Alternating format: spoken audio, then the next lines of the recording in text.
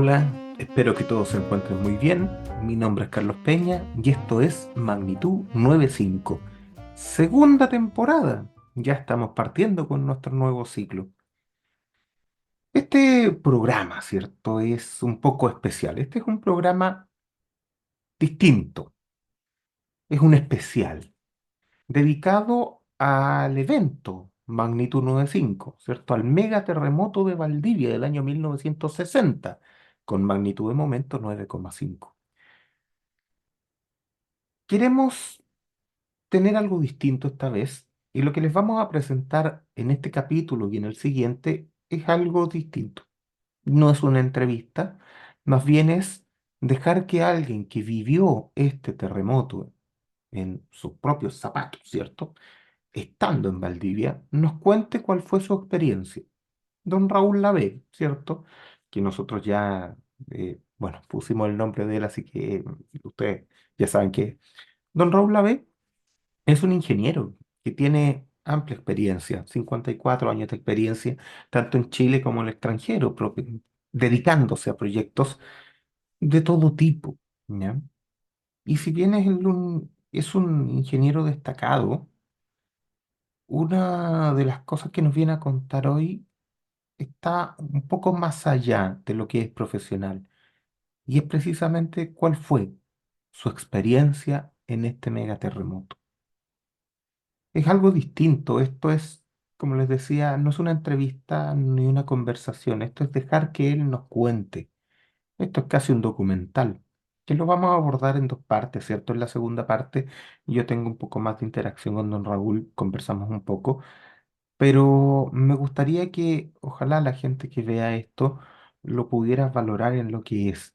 Quizás a la gente más joven no le llame tanto la atención, pero a los que somos mayores sabemos lo que esto significa y el valor que esto tiene. Y agradecemos mucho a don Raúl que nos haya dado parte de su tiempo para poder contarnos cuál fue su experiencia. Creo que esto es grande, creo que esto es valioso y espero que ustedes lo disfruten tanto como lo hemos disfrutado nosotros haciendo este par de programas especiales. Sin más preámbulo, vamos directamente a conversar con don Raúl Lavé. Y aquí nos encontramos entonces con don Raúl Lavé, que nos va a contar su experiencia sobre este terremoto tan importante, ¿cierto? Magnitud 9,5 de Valdivia del año 1960, ¿cierto? Que tuvo lugar el 22 de mayo. Entonces, ¿cómo está don Raúl? Hola, ¿cómo estás? Muy agradecido por tu acogida en este programa tuyo que lo encuentro tan interesante. ¿No? Bueno, don Raúl, usted vivió este asunto en carne propia hace ya mucho, mucho tiempo atrás. Esto De lo, cuerpo lo, im- presente. sí. ¿Esto lo impulsó a dedicarse a este asunto de la ingeniería estructural o usted ya lo tenía desde antes más o menos en su cabeza? No, no, no. El terremoto me decidió. Ya. Exactamente, exactamente. Por eso me orienté a la ingeniería. ¿Y qué edad tenía más o menos usted cuando pasó esto del terremoto? Yo estaba en el penúltimo año de colegio, lo Ya, que en esa época eran humanidades, decía, quinto año humanidades estaba yo, ya. O sea, esta cosa fue decisiva absolutamente por en una supuesto, etapa de la vida importantísima. por supuesto, por supuesto. Bueno, sin perder más tiempo, vamos a ir directamente a todos aquellos que don Raúl trae para contarnos el día de hoy, que es su experiencia, ¿cierto? Tanto como ingeniero estructural y como persona sobre este evento tan importante que tuvimos acá en Chile. Don Raúl, como a usted le parezca bien, partamos. Muy bien, muy bien. Primero tengo que decirte que esta iniciativa de hacer un relato de mi parte, de mi experiencia, contar mi experiencia, incluso documental y qué sé yo, fue una iniciativa de Rodolfo Saragoni. Él fue el que me pidió hace mucho tiempo atrás que le hiciera un informe a él particular. Yo le hice ahí algo bien personal. Parece que él entusiasmó el asunto, entonces cuando vino en la ocasión del congreso que se hizo en Valdivia, ahí me dijo ya que había que hacer algo serio, ¿ah? Y prepararle una exposición y se hizo un documento que no se publicó en esa ocasión, porque parece que llegó atrasado, Y yo quiero mencionarlo ahora porque en esta exposición que vamos a hacer, por asunto de brevedad, no puedo poner todo lo que está en el documento nuevamente ni relatarlo, y no es necesario, digamos, también repetir algunas cosas. Así que yo quisiera referir también a la gente a ese documento que está publicado, se publicó el año pasado Mm. en el sitio web de Hechicina, la tercera revista que salió en el año, que es la última. Ahí pueden verlo, varias cosas con un poco más de detalle de lo que aquí voy a tener que tratar en forma más o menos genérica. Entonces, pues bien, yo en Chile he vivido 4 terremotos. Ya. 1965, La Ligua. Yo estaba allá en Santiago en la universidad, que me había venido he dejado ya las humanidades de Valdivia. Y el año 65. Después, el año 1971, nuevamente terremoto de La Ligua, que aquí en Santiago fue bastante violento. Es una época en donde yo ya estaba trabajando como ingeniero, y había empezado, ¿sí? Y me tocó bastante trabajo en el sismo, en el asunto de edificación, ¿eh? Edificación escolar trabajaba yo. Después, yo el año 85 no estuve en Chile. El 2010, por supuesto, el terremoto del Maule, ¿no es cierto? Que también yo estaba aquí en Santiago. Mm. Y como tú sabes, fue bastante violento aquí en Santiago, ¿no? Viendo todo eso, el terremoto de Valdivia se me sale del depurado. Literalmente se sale del depurado, porque el terremoto de Valdivia es otra cosa, realmente. Y la, el carácter extraordinario y excepcional, te digo yo, de ese terremoto está bien plasmado en muchísimos estudios que se han hecho. Yo creo que es por el sismo más estudiado por la ciencia. Llevamos 60 y tantos años, ¿no es cierto?, de desarrollo científico, de desarrollo sismológico, etcétera, donde se ha estudiado mucho eso. Y también por lo observado, eso da razón al carácter, te digo, excepcional de este terremoto. Algunos de esos aspectos los vamos a poder ver aquí, esas señales que diríamos que son de tanta especialidad. Eh, Recordemos que en esa época, desafortunadamente, el sismo no tuvo registros locales, ¿no es cierto? O sea, de campos cercanos, que llamamos nosotros, pero sí fue grabado en varias estaciones a nivel mundial. ¿M? Con la telesísmica yo diría por lo menos unas 10 12 estaciones. 5 en Estados Unidos, por ejemplo, ahí tú en Berkeley, en el Caltech, en Palisade, Nueva York, en New Jersey. En Canadá hubo registros, en Japón, Nueva Zelanda, incluso en Perú. ¿Ah? Estos investigadores cuando se meten y repasan todo, no solo su laboratorio y su nueva estación, sino que los revisan todo. Es impresionante el trabajo que hacen. Y han usado bastante el registro de Perú. Y hay uno muy interesante también en Italia, en Trieste. Es interesante que ustedes vean, es muy, muy interesante por el instrumento que ellos, y todavía lo tienen en Italia, ¿no? Mm. Entonces, de todas estas estaciones, varias de ellas midieron por primera vez los eigenvalues o las frecuencias naturales del planeta vibrando, o sea, en vibración libre como planeta. Eso fue lo primero que se midió con este terremoto. Mm. Pero, bueno, lo que ha avanzado la ciencia en todos estos 60 años, ha habido una cantidad de progreso, ¿no es cierto? A veces se agregan incertidumbres, después se corrigen las incertidumbres, se mejoran, se avanza aquí que allá. Y todos los días esto cambia. Yo, tú sabes, no soy sismólogo, tampoco soy investigador, soy solamente ingeniero. Y con eso de solamente ingeniero tengo una anécdota por ahí, si tengo tiempo después te la voy a contar. ¿Ah? Mm. Pero no quita que yo a veces me asome con cierta curiosidad lo que dicen los estudiosos, ¿cierto? Ya. Y con eso he considerado en esta presentación referir 3 puntos por lo menos relacionados más bien con la sismología, que están más o menos consolidados con estos cambios y avances de la ciencia, pero estos puntos están ya más o menos, digamos, en una línea, ¿no? y voy a presentar en primer lugar. Ya. Entonces, bueno, eso era para presentar nomás el- la ciudad como fue el día 22 de mayo, que fue un día de sol radiante, ¿ah? Como se ve ahí arriba, y el aftermath, digamos, abajo. Entonces, mire, yo decía, voy a presentar tres puntos por lo menos que tienen relación como antecedente sismológico, ¿ah? Que me va a servir para después ligar con lo que nosotros hemos observado. Uno primero tiene que ver, ¿se ve en la pantalla? Sí, se ve bien. Ya. Uno primero tiene que ver con la famosa recurrencia. ¿Ah? ¿Cuándo se repite esto? ¿Cuándo? ¿Ah? Entonces, esto de la recurrencia, digamos, nosotros desafortunadamente tenemos una historia escrita muy breve, ¿eh? No tenemos más de 500 años de historia. Por eso que los cuatro terremotos que han habido en Valdivia dan lugar a que, por ejemplo, el terremoto primero en fecha, digamos, en 1575, es el referente precursor que se usa como el más homólogo con el del año 1960, por una serie de factores. Hubo, igual que en el del 60, hubo maremoto, hubo movimientos masivos de terreno, incluyendo bloqueo del lago Riñihue, igual como lo tuvimos en el año 60, hubo subsidencia, ¿no es cierto? Entonces, este es el terremoto, el del 1575, que se considera el predecesor, digamos, primero del 1960, el primer anterior.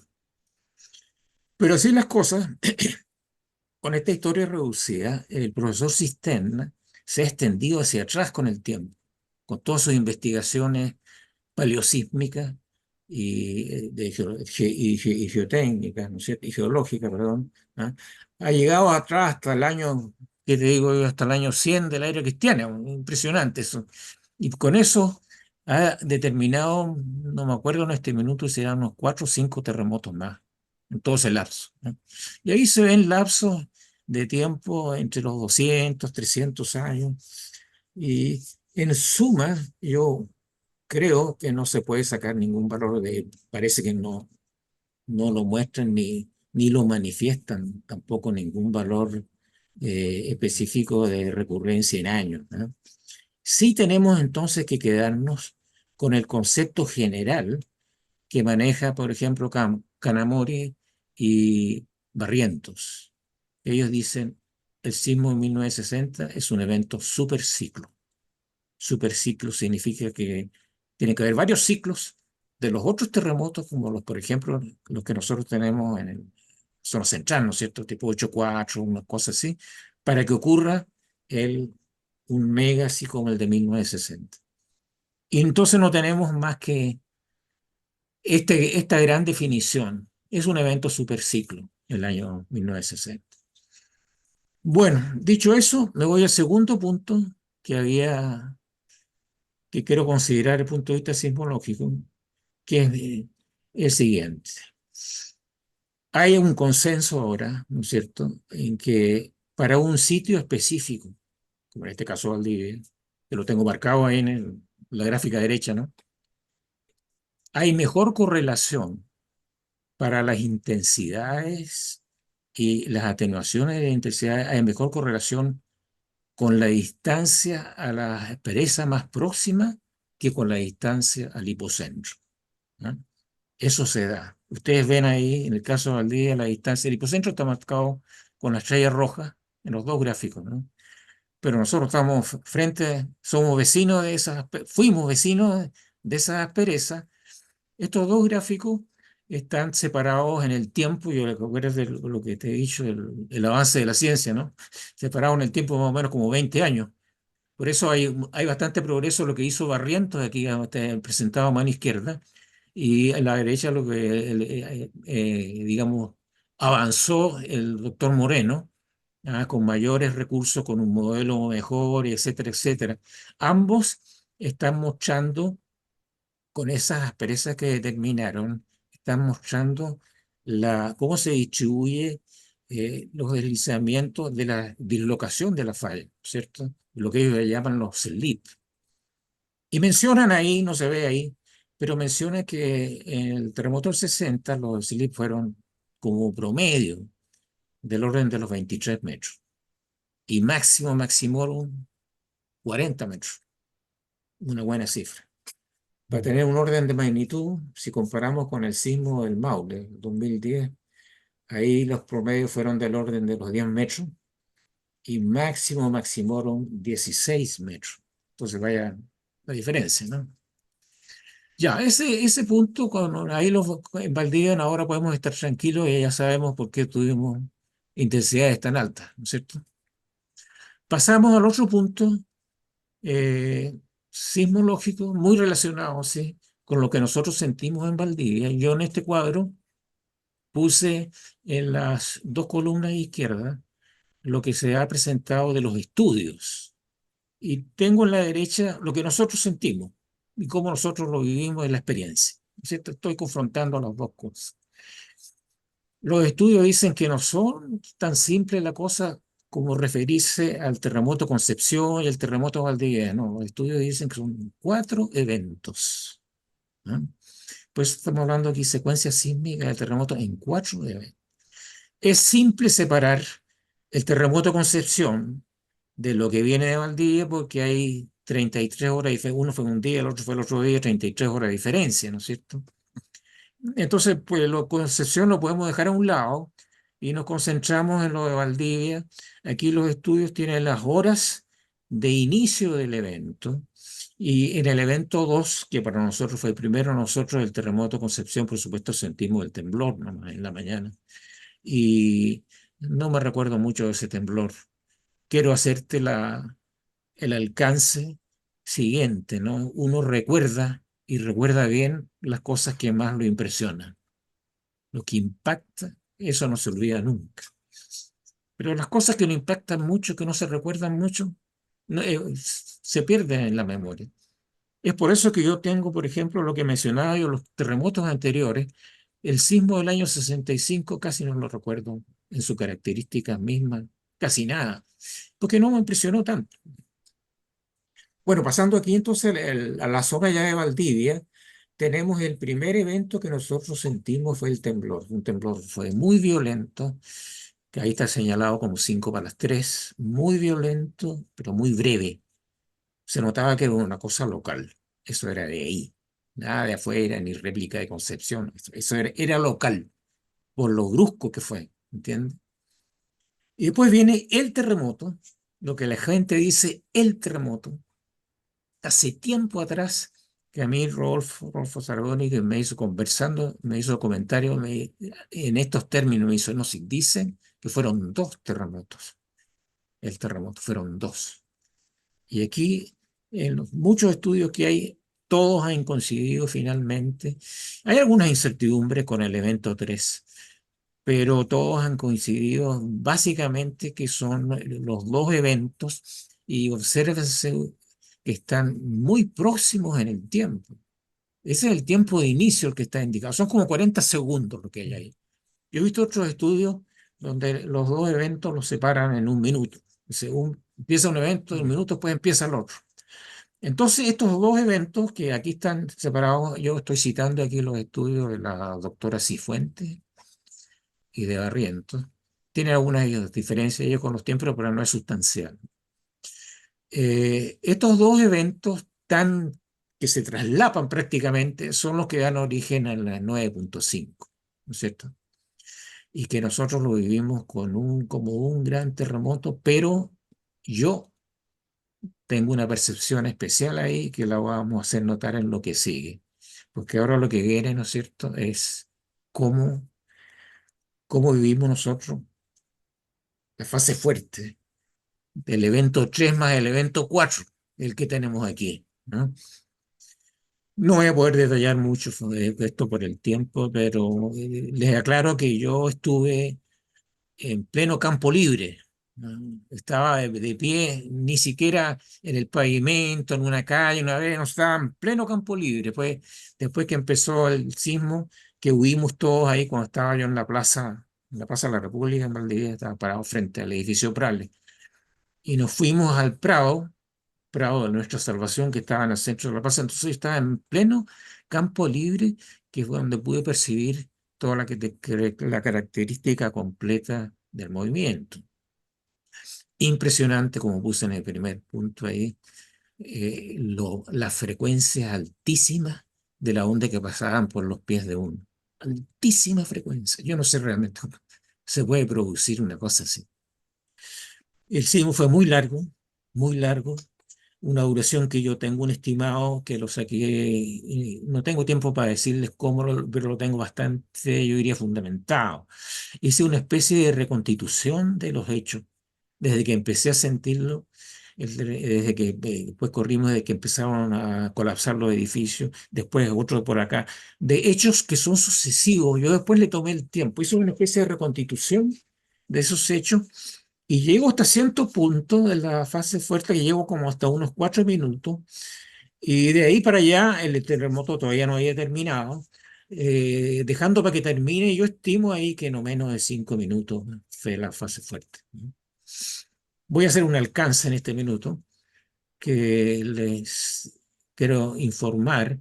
Por ejemplo, en el terremoto de Alaska del año 64 pasó lo mismo que aquí en Valdivia. No había registros locales, no hubo.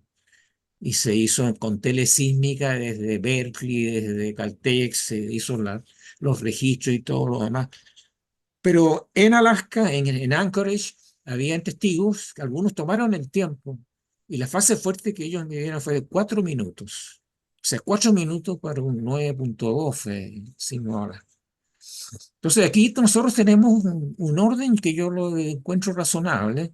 Tengo otras referencias con las cuales contrasto mi estimación y no tengo tiempo de dárselas en este minuto. Más adelante tal vez podría dárselas, ¿no? Bueno, pero el otro punto que estoy poniendo aquí, que en el documento, desgraciadamente, en la otra presentación no lo redacté bien, y aquí lo estoy corrigiendo. Yo en la redacción puse dos pics diferenciados de intensidad.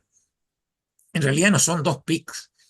Ahora los puedo relatar yo. El sismo empieza, incrementa su intensidad mucho, porque es muy alta intensidad, se mantiene con un nivel de intensidad fuerte por mucho tiempo, que la cuestión uno siente que no termina nunca, que da, que da, que da. Pero hubo un momento, yo no sé si toda la gente lo sintió esto, pero yo sentí que hubo un momento como que empezó a disminuir la intensidad. Y en un momento que dice, ya, qué bueno, esto va a empezar a terminar. Pero eso fue muy breve y la bajada fue reducida, no fue grande.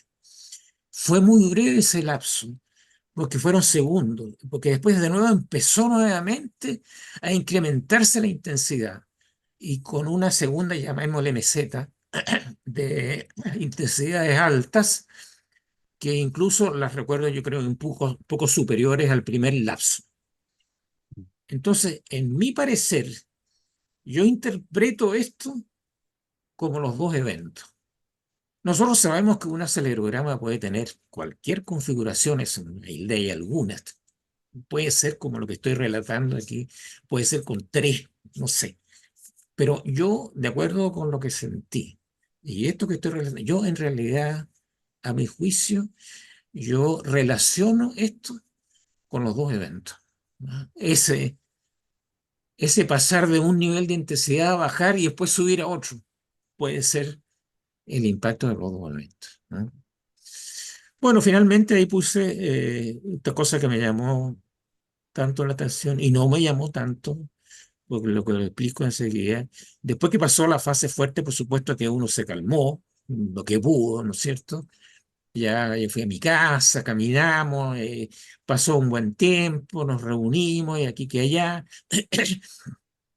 En un momento, estando muy tranquilo, pero muy difícilmente, yo sentí movimiento. Pero un movimiento, digamos, muy, muy difícil de percibir y de unos periodos lentísimos. Una especie de balanceo general así del suelo, que yo creo que la gente no lo sentía, francamente. Yo estoy muy atento así para poder sentirlo. Tan es así, como me llamó la atención, yo en ese minuto sí que miré el reloj y eran 20 para las 4. 20 para las 4, o sea, media hora después del inicio de la fase fuerte. Yo razoné en ese minuto, decía, un movimiento tan fuerte, tan fuerte como el que percibimos en la plaza, no puede terminar bruscamente, tiene que tener un periodo inercial muy largo. Debe ser la coa del movimiento, una cosa así, pero ahí lo dejo, digamos, planteado la forma como percibimos la fase fuerte de eventos 3 más 4. ¿Ah? Para que se sepa, 3 más 4, que es igual al 9.6. Bueno, vamos a ver entonces ahora eh, el tema de los comportamientos de las edificaciones. Aquí lo voy a ver en forma eh, muy general. Está en el documento con bastante más detalle. Yo hago varios comentarios ahí, varias explicaciones del porqué de las cosas. Aquí no voy a poner ningún porqué. Sencillamente tenemos que entender y recordar que tanto en Valdivia como en toda la zona sur, la construcción masiva, general, popular, etcétera, es madera, masiva, tanto en vivienda como en otras instalaciones un poquito mayores, ¿no? Y esa madera, en suelo bueno, todo esto lo que tengo tiene esta tabla, suelo bueno. En suelo bueno, bien conservada, etcétera, etcétera, no tiene ningún drama con terremotos. Edificaciones que están diseñadas para los temporales del sur, el terremoto se les da por añadir, su capacidad sí se le da por añadidura, simplemente. Después nosotros tenemos sistemas mixtos, ¿no? Si se hacen bien, cuando aparece la albañilería, si se hacen bien, con albañilería bien confinada, bien armada, bien compacta, unidades menores, funcionaron muy bien en Valdivia. Voy a mostrar una foto de alguna de ellas para que se den cuenta, en las poblaciones se da. Pero aparecen estas famosas, digamos, ejecuciones así al, al haber nomás, que yo llamé no ingenieriles, estas mezclas o mixturas de la madera con elementos pesados de albañilería, digamos, no bien confinadas, que son ornamentales, o también salió el caso de los muros cortafuegos, ¿no? Que eran muy necesarios, pero que son absolutamente disonantes con la instalación de la madera. Todas esas instalaciones fallaron totalmente. Eso fue un daño total y era de esperar. Valdivia, en el centro de Valdivia, se limpió de esto totalmente con un terremoto.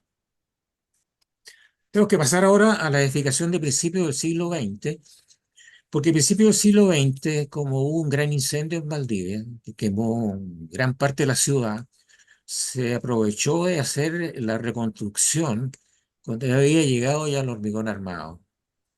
Ya había llegado el hormigón armado, entonces se hizo mucho en hormigón, teniendo en mente siempre lo del incendio, ¿no? Se hizo bastante en hormigón armado, pero aparecieron, en el hormigón armado tuvimos distintos resultados de los de esa época, los de principio del siglo, ¿no? Hubo fallas y hubo algunos comportamientos buenos también. Pero aparecieron estos excelentes edificios, muy buenos, me gustaron mucho a mí, el famoso ferro concreto, que me parece que no se dio mucho en otras ciudades de Chile, ¿no? Ferro concreto, quiero decir, eran estructura metálica embebida en hormigón. Parece que el ferro concreto se llama otra cosa ahora, pero en esa época, estructura metálica embebida en hormigón. Excelentes edificios, bellos edificios, que a mi juicio cumplieron su cometido. Cumplieron su cometido porque en realidad fallaron, pero fallaron con fallas amigables, vamos a decir. Y ustedes ahí las van a ver. A mi juicio, fallas no catastróficas, cosa que es pero esencial. Ustedes lo conocen. Bueno, ahora llegamos entonces ya más cerca al terremoto, en los años 40, 50, donde la mayoría de los nuevos edificios son todos hormigón armado y que tuvieron muy buen desempeño, salvo una o dos excepciones por ahí, vamos a mostrar una que es muy notable y que tiene, como digo, un muy buen desempeño. El por qué, ahí en el documento yo me explayé bastante con eso porque es interesante, pero no es nada complicado, es bastante simple. Entonces vamos ahí, por ejemplo, estamos viendo ahí las construcciones de madera típicas de Valdivia. Ahí, todos esos edificios que están ahí todavía existen, si es que no los han demolido, ¿no? Eh, el típico edificación valdiviana de madera. Estas son las unidades que les digo yo, pues cuando son bien organizadas, un piso de albañilería bien confinado y bien armado, y un medio piso arriba de madera liviano. Estas poblaciones no tuvieron ningún problema con el terremoto. Aparecen los indeseables, ¿no? Las estructuras de madera tapiadas con elementos pesados, como esta que se ve en foto a la izquierda, está el original, que le pusieron una fachada ahí con pláster y albañilería sin armar, mal amarrada, no contraventada, etcétera, etcétera, y tienes la ruina que resultó a mano derecha. Esa misma ruina, esa misma foto, yo la estoy mostrando abajo, pero mostrada desde atrás, para ver lo que se tiene al frente, justo al frente de la gran ruina, ahí se ve lo que es lógico. Una estructura, una edificación de madera pura y simple, pero perfectamente, digamos, sin ningún daño, perfectamente funcional, etcétera, etcétera, al lado de la estructura no ingenieril que tiene un fallo completo. ¿Mm? Bueno, lo que decía yo, los edificios de principio del siglo XX, ¿no? Que surgen el hormigón armado, fierro concreto, los dos edificios que ustedes tienen aquí en la esquina, y todos son ferro concreto. Pero aquí hay uno que no es, que es semi híbrido, digamos, que tuvo un colapso bien feo, ¿no? Ya. Tenemos después los edificios de la década entre el 30 y el 40. En esa época en Valdivia no habían grandes edificios, ni numerosos. Tal vez el edificio más masivo, podemos decir, es el que está abajo a la derecha del Hospital Regional, que tiene ese cuerpo que se ve en la foto y tiene otros dos cuerpos ortogonales a él por detrás. El edificio de arriba, que es el edificio Cervantes, que todavía existe, tuvo excelente comportamiento en el terremoto, tiene departamento por el lado que se ve de la calle de acá, pero tenía también un cine, ese cine sí falló la parte de arriba, lo que pasa siempre con los cines, ¿no? Que es el cielo de arriba que se cae. Pero el edificio, digamos, en la parte de los departamentos, excelente comportamiento. Por favor, fíjense en el edificio del Hospital Regional, no vamos a tener tiempo de ver después las fallas, las vamos a ver de inmediato. Para este edificio, fíjense que arriba, en la terraza, hay dos losas de techo que son como unos canopies ahí, ¿no es cierto? Esas losas fallaron. Pero esas losas fallaron, nada más. Las otras losas, el edificio tuvo muchos daños estructurales y siendo un hospital es dramático. Hasta alcanzamos a ver difícilmente aquí la foto primera que tenemos ahí detrás del hospital de emergencia. Se ve, ustedes ven arriba cómo están los canopies fallados ahí, ¿no? Esa foto que fallaron. Pero el resto de las losas, aquí a la derecha se ve las fallas típicas que se presentaron en este edificio, pero por todos lados salieron estas fallas, el exceso de corte ahí, ¿no es cierto? En las spandrel beams que hay ahí, ¿no? Mucha falla estructural también que tuvo por todas partes, pero aquí no hay pancake estilo Turquía ni estilo México, no hay volcamiento total estilo Alto Río, no hay en realidad un colapso totalmente catastrófico. Al punto que este edificio, después del terremoto, con el tiempo, se le demolieron los últimos tres pisos, me parece que fueron muy dañados, ¿no? Se demolieron y se rehabilitaron los pisos inferiores. Y trabajó como hospitales durante mucho tiempo en esa forma. ¿Entiendes? Entonces, desde el punto de vista estructural, eh, tiene lo básico, digamos. O sea, tuvo lo básico de no tener una catástrofe mucho mayor. Ahora, por supuesto, este es un hospital. Y el hospital, por supuesto, que se le exige mucho más. Pero consideren ustedes que es un edificio que está construido en el año 35 y ha enfrentado el terremoto que estamos llamando superciclo, ¿no es cierto? Ya. Eh, Muchas fotos que tengo de daños en la ciudad que se ven tanto a condiciones de suelo como el tema este de las construcciones híbridas, pero no tengo tiempo de mostrarlas, no voy a mostrar nada más que esta. Esta es la calle principal, ¿no? Y pues nos vamos aquí, este es hormigón armado, Sí, aquí hubo daño, pero no total, se falló solamente la torre, este edificio construido en el año 38. La torre era solidaria con el edificio, ahí está la típica disonancia de rigidez, ¿no es cierto?, entre torre y cuerpo del edificio. Y parece que el armado no era tan bueno también, un colapso total de la torre. Aquí tenemos los interesantes edificios de ferro concreto que a mí me gustaron tanto. Se los estoy mostrando arriba como eran, ¿no es cierto? Los edificios están en el borde del río. En el borde del río hubo muchas fallas, y el suelo es malo, muy malo, pero todos estos edificios, para que ustedes sepan, estaban sobre pilotes. Y eso funcionó muy bien. Aquí no hubo falla de fundaciones. El pilote que se podía usar en esa época, que era el pilote hincado de madera. Incluso yo vi después cuando se demolieron estos edificios, bueno, ustedes ven el tipo de falla, ¿no? El edificio queda inutilizado para demoler, pero fíjese ahí, pero hay un resto de estabilidad que es muy importante, muy importante. Al demoler esos edificios, les comentaba, yo vi abajo en las cabezas de los pilotos, que interesante, ¿no? Y les ponían vigas de amarra, fíjese, en esa época ya el concepto tenían vigas de amarra con tirantes, perfiles metálicos, ¿no? Amarrando las cabezas, ¿no? Que estaban en perfecto estado, los pilotos derechitos y qué sé yo. Bueno, vamos a seguir viendo aquí en un par de secuencias más. Los edificios los tenemos aquí de nuevo a mano izquierda. Voy a volver. Este edificio está en realidad en muy malas condiciones. Yo creo que ahí empezó la demolición, ¿eh? Muy malas condiciones. Subimos esta calle hacia arriba. Vamos a ver el costado del edificio y otro que tiene al lado, ¿no?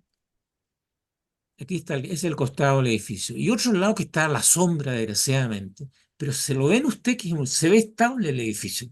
Se ve estable, así todo lo demolieron completamente porque debe haber quedado muy impresionado. Aquí a la derecha está la demolición. Y en la demolición ustedes pueden ver ahí algunos rasgos de la estructura metálica y el hormigón ahí, ¿se fijan? Estructura compuesta, ¿no?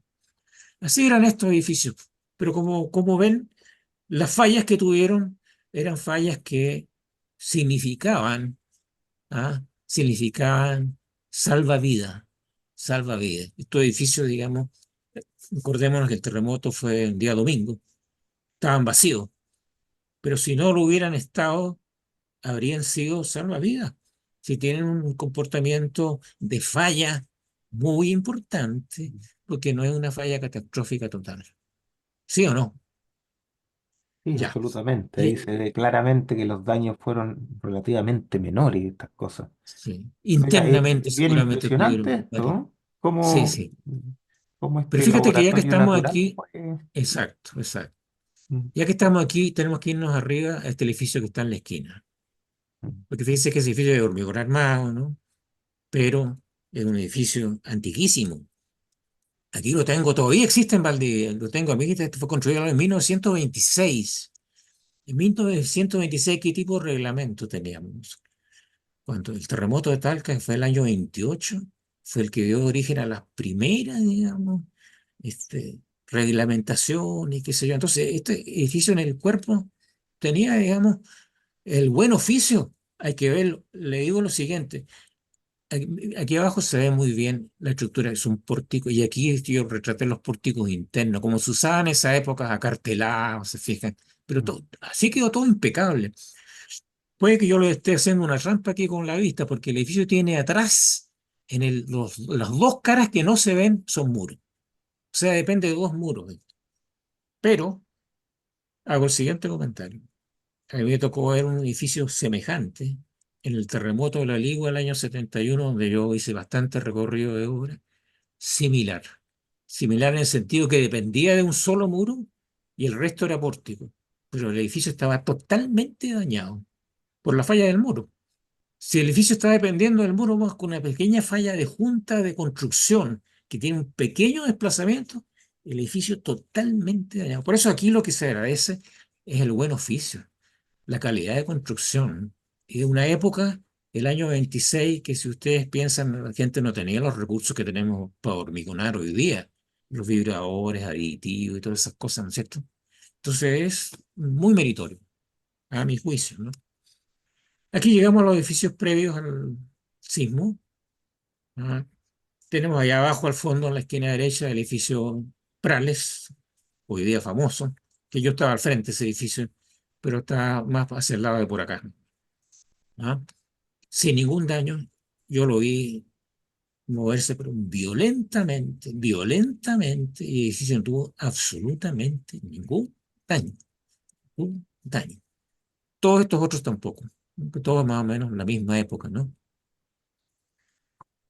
Aquí otro bello edificio que resistió notablemente el sismo desde la misma época, este construido en el año 53, como dice ahí, el Hotel Perolí. Toda la gente que iba, las autoridades, qué sé yo, que iban a atender el asunto del sismo después del terremoto, se alojaban en este hotel, o sea, quedó totalmente funcional incluso. Bueno, pasaron los años y después lo demolieron. Por favor, no me pregunten por quién y quiénes, porque ahí me tocan el punto fuerte, me tocan mi punto débil. Pero observen qué belleza de edificio y qué resiliencia. ¿Ah? Bueno, el edificio del Hospital Traumatológico es un caso porque el edificio más nuevo antes del terremoto. Se terminó de construir en los años 60. Ve usted la foto esa de la mano izquierda es después del terremoto y todavía está la cerca ahí de la construcción. El edificio ya estaba terminado totalmente. Ese edificio eh, tuvo daños porque tuvo deficiencias realmente de diseño. Tenía problemas de torsión en planta, problemas de torsión en planta y además bastantes deficiencias de construcción. Entonces tuvo bastantes daños, no se ve mucho de aquí de afuera, es más que nada los muros internos. Aquí, pero se recuperó muy, muy, muy lejos de lo que puede ser un colapso. Rodrigo Flores hizo un proyecto de refuerzo, que ustedes lo ven a la derecha como le agregó muros él, con un sistema el sistema PRIPAC, que yo creo que la primera vez que se usa en Chile, yo creo que no se usaba, ¿no? Para adosar bien el muro a a la estructura existente. Aquí se observó y se criticó también mucho los voladizos muy grandes que tenían aquí. Bueno, voladizos que yo veo frecuentemente aquí en Santiago, pero bueno, sigamos. Mm. Eso con Don, el edificio don rehabilitado Raúl, y y con esto terminamos la revisión de los edificios en forma general. sí, la verdad es que esto es algo para mí bastante nuevo. Yo vi su presentación en Valdivia, en el Congreso de hace unos años en la Universidad Austral, y me pareció espectacular. Es algo que nosotros necesitábamos saber. Estábamos ahí con el auditorio lleno. Quiero seguir con esto, me gusta, me encanta.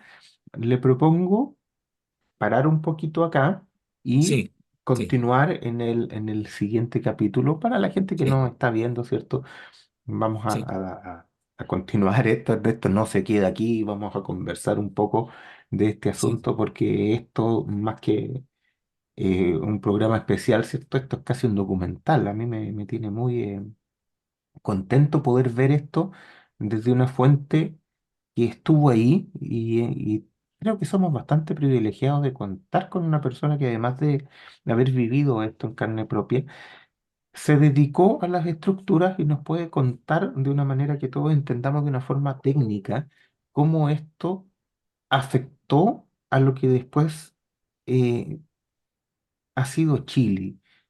Esta es una de las primeras grandes experiencias y más potentes experiencias de las que nosotros sacamos resultados para después empezar a hacer nuestra normativa que llegó, como bien se dice acá, mucho tiempo después. Nuestra normativa empezó a formalizarse por ahí por el año 72, pero todo lo que hay antes de eso venía del buen oficio, venía del saber, del conocer, como dice don Raúl, y tenemos aquí estructuras bastante emblemáticas que tuvieron daño nulo y otras que tuvieron mucho daño.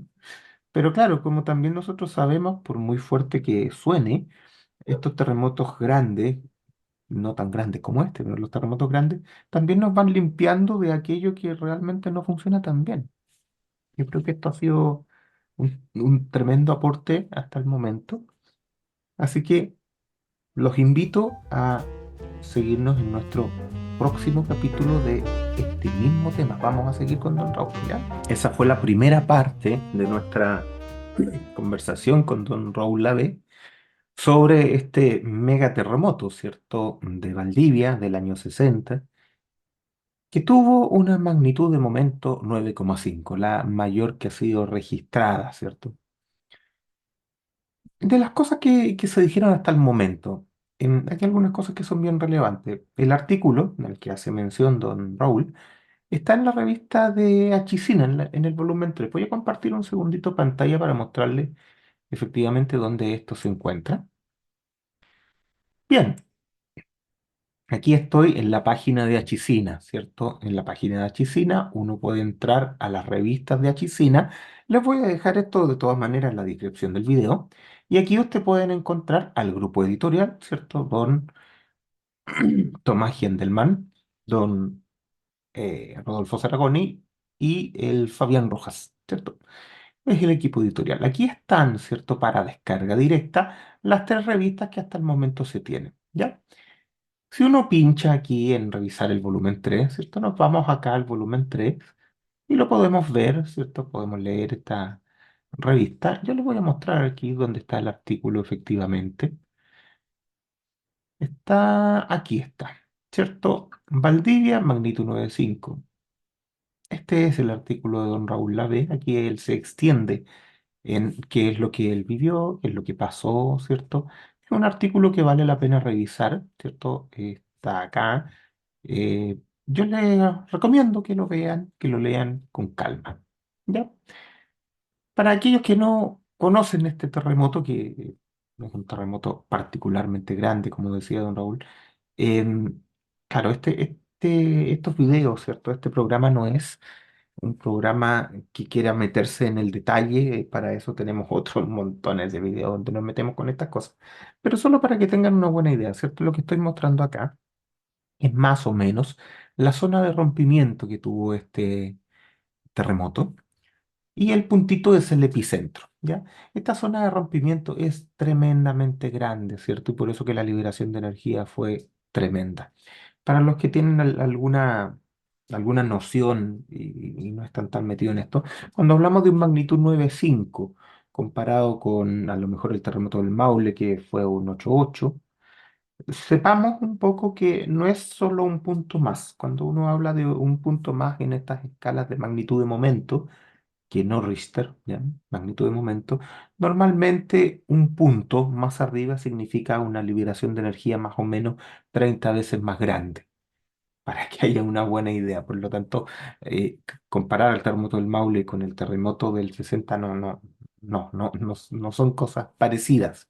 Ya a lo mejor el terremoto del Maule se parece al terremoto del 85, por ahí sí, pero el terremoto de Valdivia es otra cosa. Es otro evento de otro nivel. ¿Ya? Bien, en nuestra próxima entrega, ¿cierto? En nuestro próximo capítulo de este podcast, vamos a seguir con don Raúl Lade. Ahí nos va a contar un poco más de lo que queda pendiente, ¿cierto? Nos va a hablar del tsunami, por ejemplo, que es muy, muy importante también en este terremoto en particular. Quizás no lo sean todos los terremotos, pero en este terremoto en particular fue tremendamente importante. Acompáñanos en nuestra próxima edición de Magnitud 95, su podcast sin auspiciadores todavía, pero ya tenemos por ahí algunas conversaciones. Bueno, espero que les haya gustado, que les vaya muy bien. Chau, chau.